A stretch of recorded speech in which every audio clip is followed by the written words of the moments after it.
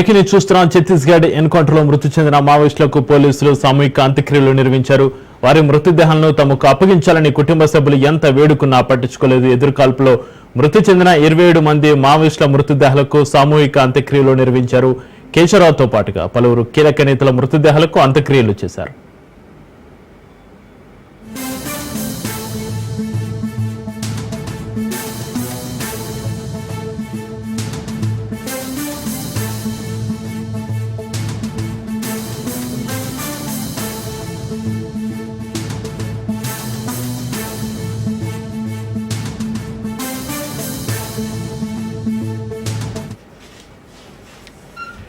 ఇక ఎటువంటి సమాచారం ఇవ్వకుండానే అంత్యక్రియలు చేశారని, చివరి చూపుకు కూడా నోచుకోకుండా చేశారని బంధువులు ఆవేదన వ్యక్తం చేస్తున్నారు. శ్రీకాకుళం జిల్లాలోని కేశవరావు చిత్రపటం వద్ద దీపం వెలిగించి శ్రద్ధాంజలి ఘటించారు. కేశవరావు అస్థికులు చితాభస్మమైన ఇంటికి తీసుకొచ్చి కర్మకాండలు నిర్వహించుకునేందుకు అవకాశం ఇవ్వాలని కుటుంబ సభ్యులు కోరుతున్నారు.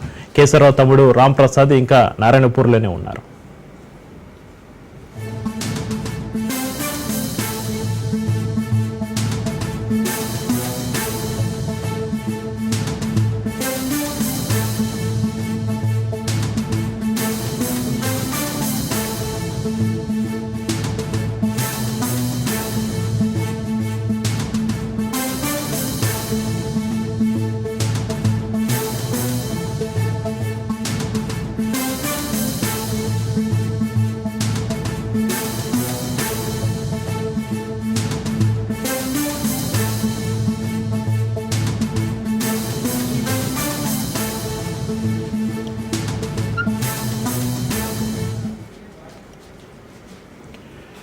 ఛత్తీస్గఢ్ ఎన్కౌంటర్ లో మృతి చెందిన మావోయిస్టులకు పోలీసులు సామూహిక అంత్యక్రియలు నిర్వహించారు. వారి మృతదేహాలను తమకు అప్పగించాలని కుటుంబ సభ్యులు ఎంత వేడుకున్నా పట్టించుకోలేదు. ఎదురుకాల్పులో మృతి చెందిన 27 మంది మావోయిస్టుల మృతదేహాలకు సామూహిక అంత్యక్రియలు నిర్వహించారు.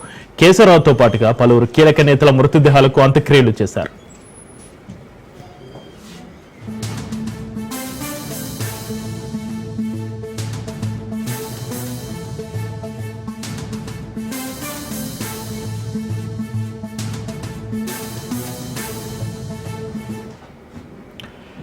ఎటువంటి సమాచారం ఇవ్వకుండానే అంత్యక్రియలు చేశారని, చివరి చూపుకు కూడా నోచుకోకుండా చేశారని బంధువులు ఆవేదన వ్యక్తం చేస్తున్నారు. శ్రీకాకుళం జిల్లాలోని కేశవరావు చిత్రపటం వద్ద దీపం వెలిగించి శ్రద్ధాంజలి ఘటించారు.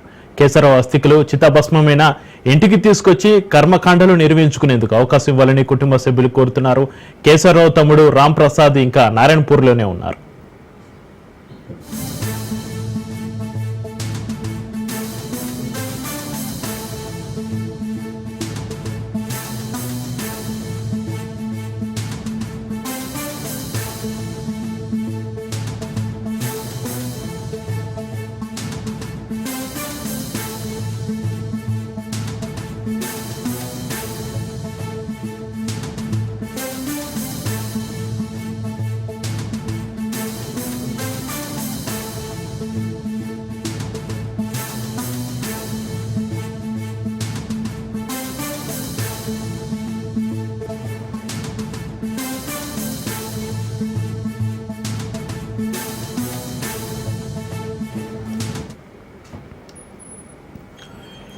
ఛత్తీస్గఢ్ ఎన్కౌంటర్ లో మృతి చెందిన మావోయిస్టులకు పోలీసుల సామూహిక అంత్యక్రియలకు సంబంధించి మరింత సమాచారాన్ని మా ప్రతినిధి సౌమ్య లైవ్ లో అందిస్తారు. సౌమ్య,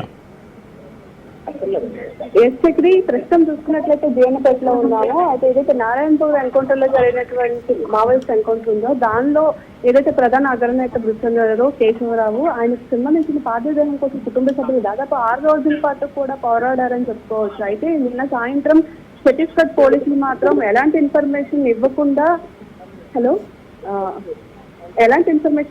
ఆయనకు సంబంధించినటువంటి మృతదేహానికి సామూహిక అంత్యక్రియలు నిర్వహించామని చెప్పి ఛత్తీస్గఢ్ ఎస్పీనే స్వయంగా ప్రకటించారు. అయితే దీనికి సంబంధించి ఇప్పటికే చూసుకోవచ్చు కుటుంబ సభ్యులందరూ కూడా తీవ్ర ఆవేదన వ్యక్తం చేస్తున్నారు. హిందూ సాంప్రదాయాల ప్రకారం దహన సంస్కరణ నిర్వర్తించాల్సినటువంటి వాళ్ళు చాలా వరకు 40 ఏళ్ళు అయింది దాదాపు వాళ్ళ మనిషిని చూసుకోకుండా సామాజిక ఉద్యమాల బాట పట్టినటువంటి వ్యక్తిని కనీసం చివరి చూపు చూసుకోవడం కోసం అయినా సరే వాళ్ళు చాలా వరకు ఎదురు చూస్తున్నాం అనుకున్నారు. అయితే చివరిగా కనీసం వీడ్కోలు చెప్పడానికి కుటుంబం అంతా కూడా ఎక్కడెక్కడి నుంచి ఇక్కడికి చేరుకున్నామో అయితే కనీసం కర్మకాండలు నిర్వహించేటటువంటి పరిస్థితి కూడా లేకుండా వాళ్ళు చేశారు అని చెప్తున్నారు. అంతేకాదు దీనిలో చాలా వరకు ఏదైతే స్టేట్ పాలిటిక్స్ ఉన్నాయో అవి కూడా ఇన్వాల్వ్ అయి ఉన్నాయని చెప్తున్నారు. స్టేట్ సిద్ధంగా లేదు కాబట్టి వాళ్ళు అక్కడ సామూహిక కర్మకాండలు నిర్వర్తించారు అని చెప్తున్నారు. అయితే ఇప్పటికీ కూడా వాళ్ళ బ్రదర్ రామ్ ప్రసాద్ ఛత్తీస్గఢ్ దగ్గరే ఉన్నారు. ఏదైతే ఆయనకు సంబంధించినటువంటి దహన సంస్కరణ చేసిన తర్వాత సంబంధించినటువంటి అస్థికులు, అదేవిధంగా దానికి సంబంధించినటువంటి